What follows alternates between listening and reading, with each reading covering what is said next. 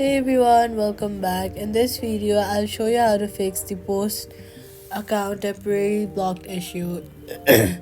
First, this usually happens after entering the wrong login details multiple times, so wait for some time and try logging in with the correct details.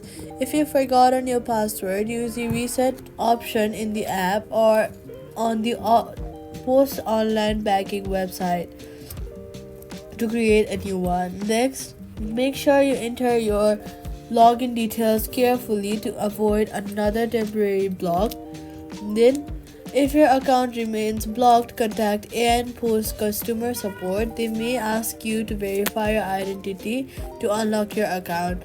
That's how you fix the AN Post account temporarily blocked. Subscribe for more simple and helpful guides.